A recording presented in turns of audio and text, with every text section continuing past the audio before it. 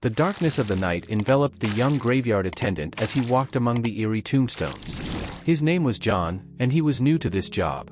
He had been warned about the complexity of the task and the somber atmosphere, but he had yet to experience real fear. John wandered among the old, swaying trees of the cemetery. His flashlight provided a trembling light, but it was not enough to dispel the pitch-black darkness. The silence that accompanied him was a silence that weighed on his soul. The graveyard was filled with the stories of the silently waiting dead. When John had started his job as a burial attendant, his colleagues had shared a story with him.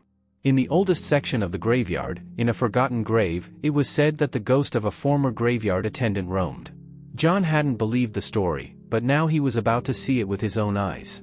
As he approached the spot where the story was told, a sudden cold breeze swept over him. His flashlight went out, leaving John alone in the dark. Panic surged through him as he looked around, but he could see nothing. Suddenly, he heard a whisper nearby. "Welcome, John," a chilling voice said. John looked around, but there was no one to be seen. "Who's there?" he asked, his voice trembling.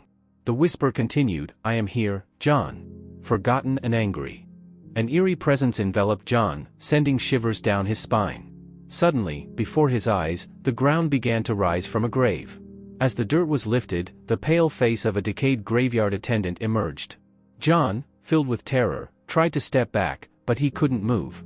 The ghostly graveyard attendant approached him, staring at John with a lifeless smile. "The ghosts of forgotten burials never leave quietly, John," he said before vanishing back into the earth. John fled in terror and never set foot in that cemetery again.